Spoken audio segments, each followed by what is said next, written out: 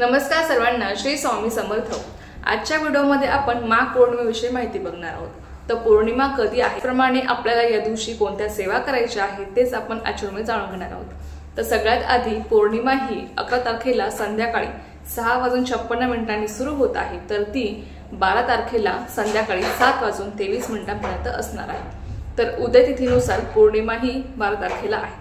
त्यामुळे सत्यनारायण सुद्धा आपण जे पौर्णिमेला सत्यनारायण करत असतो ते सत्यनारायण सुद्धा आपल्याला 12 तारखेलाच करायचं आहे। जर तुम्हाला असं वाटत असेल की पौर्णिमा काळात आम्हाला सत्यनारायण करायचं आहे, तर तुम्ही 11 तारखेला संध्याकाळी 6:56 केलं तरी पण चालेल। पण बघा, आपण सत्यनारायण हे प्रदोष काळामध्ये करत असतो, म्हणजे 5 ते 7च्या दरम्यान। म्हणून तुम्हाला जर शक्य असेल तुम्ही 11 तारखेला पण करू शकता किंवा 12 तारखेला केलं तर अतिशय उत्तम असणार आहे। आता आपल्याला कोणत्या सेवा करायच्या आहेत, तर तुम्हाला सगळ्यात प्रथम या दिवशी पौर्णिमा काळामध्ये आपल्याला आपल्या कुलदेवीची, त्याचप्रमाणे भगवान विष्णूंची आणि माता लक्ष्मीची सेवा करायची असते।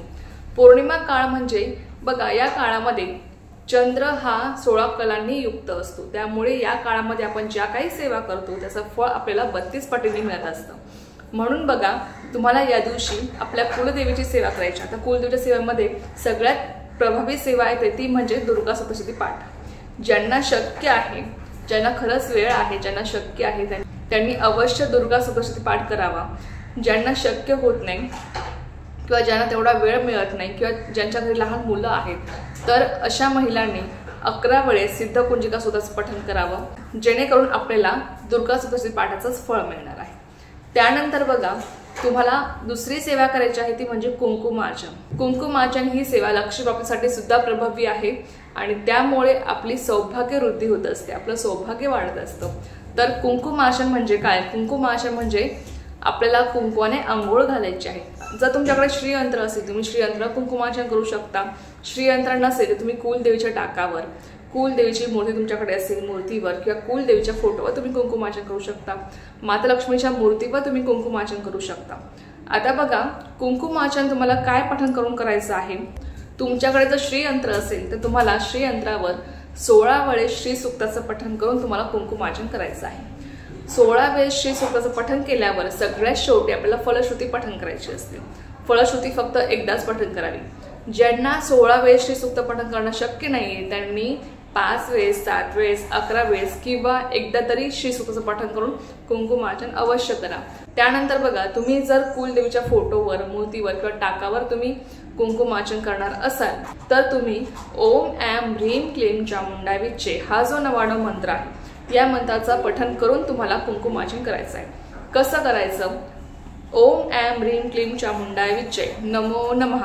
नमो नमः आपण जेव्हा म्हणतो तेव्हा तुम्हाला कुंकुमार्चन करायचं आहे। ओम ऐं ह्रीं क्लीं चामुंडाय विच्चे नमो नमः। नमो नमः जेव्हा आपण म्हणणार तेव्हा आपल्याला कुंकुमार्चन करायचं आहे, लक्षात घ्या। तर कुंकुमार्चन तुम्ही 99 मंत्राचं पठण करून सुद्धा करू शकता। जर तुम्ही श्रीयंत्रावर किंवा माता लक्ष्मीच्या मूर्तीवर तुम्ही कुंकुमार्चन करणार असाल तर तुम्ही श्री सूक्ताचं पठण करून कुंकुमार्चन करा। तर अशा पद्धतीने आपल्याला कुंकुमार्चन करायचं आहे। त्यानंतर बघा, तुम्हाला व्यंकटेश स्तोत्राचं पठण करायचं आहे। ज्यांना शक्य आहे सकाळ, दुपार, संध्याकाळ त्रिकाळ व्यंकटेश स्तोत्र पठण करणं, किंवा तुम्हाला जेव्हा शक्य होईल तेव्हा तुम्हाला 3 वेळेस, किमान 3 वेळेस, किंवा तुम्ही शक्य असेल तर 5, 7, 11 किंवा 21 वेळेस सुद्धा तुम्ही व्यंकटेश स्तोत्र पठण करू शकता।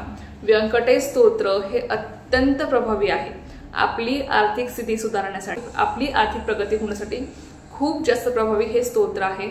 आणि हे स्तोत्र जो कोणी नित्य पठण करतो ना, त्याला कधीच पैशांची अडचण भासत नाही। अनुभव नक्की घेऊन बघा। तर तुम्हाला व्यंकटेश स्तोत्राचं पठण करायचं आहे। आता व्यंकटेश स्तोत्र मराठीमध्ये पण तुम्ही पठण करू शकता किंवा संस्कृतमध्ये पण तुम्ही पठण करू शकता।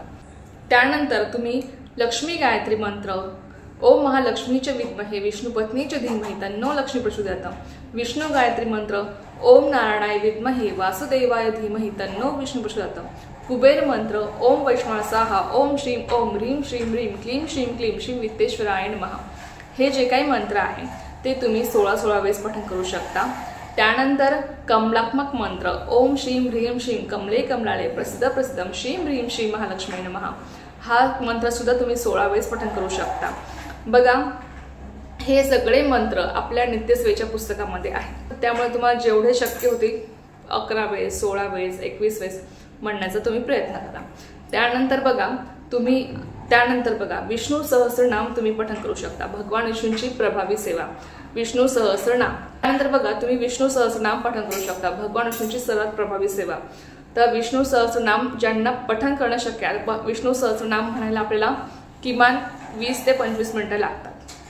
तर जर तुमच्याकडे तेवढा वेळ नसेल, बघा तसं पाहिलं ना तर आपल्याला विशिष्ट काळामध्ये ना आपल्याला वेळ काढून आपल्याला सेवा करायची असतात, पण खरंच ज्यांना कामं आहेत, खरंच ज्यांना शक्य होत नाही, खरंच त्यांच्या घरामध्ये लहान बाळ आहे, लहान मुलं आहेत, अशा मुलांना शक्य होत नाही, तर अशा वेळेस तुम्ही दुसऱ्या सेवा करू शकता। जसं की बघा आता विष्णू सहस्रनाम तुम्हाला पठण करणं शक्य नसेल तर तुम्ही एक श्लोकी विष्णू सहस्रनाम पठण करू शकता। एक श्लोकी विष्णू सहस्रनाम नमो अनंताय सहस्रमूर्तये सहस्रपादाक्षी शिरोरुबाहवे सहस्रनामने पुरुषाय शाश्वते सहस्र कोटी युगधरणे नमः। हे आहे एक श्लोकी विष्णू सहस्रनाम। एक श्लोकी विष्णू सहस्रनाम तुम्ही 11 वेळेस पठण केल्यावर तुम्हाला विष्णू सहस्रनाम स्तोत्र पठण केल्याचं फळ मिळत असतं, लक्षात घ्या। त्यामुळे ज्यांना अजिबात शक्य होत नाही विष्णू सहस्रनाम पठण करायला, त्यांनी 11 वेळेस एक श्लोकी विष्णू सहस्रनाम पठण करण्याचा प्रयत्न करा। त्या बघा जेवढ्या आपण सेवा करू ना या काळामध्ये तेवढंच आपल्याला फळ मिळणार आहे, त्यामुळे जेवढ्या शक्य होतील आणि अगदी मनापासून पूर्ण श्रद्धेने या सेवा करण्याचा प्रयत्न करा। बघा एक श्लोकी विष्णू सहस्रनाम तुम्ही गुगलवर पण सर्च करू शकता, तुम्हाला मिळून जाईल।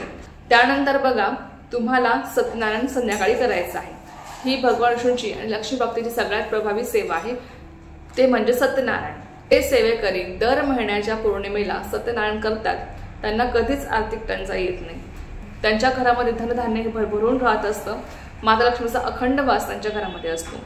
त्यामुळे दर पौर्णिमेला आपल्या घरामध्ये सत्यनारायण अवश्य करण्याचा प्रयत्न करा। आता जे करत नाहीत किंवा ज्यांना माहिती नाही त्यांनी या पौर्णिमेपासून म्हणजे उद्यापासून जरी तुम्ही सुरुवात केली ना, दर पौर्णिमेला सत्यनारायण करणं तरी तुम्ही करू शकता।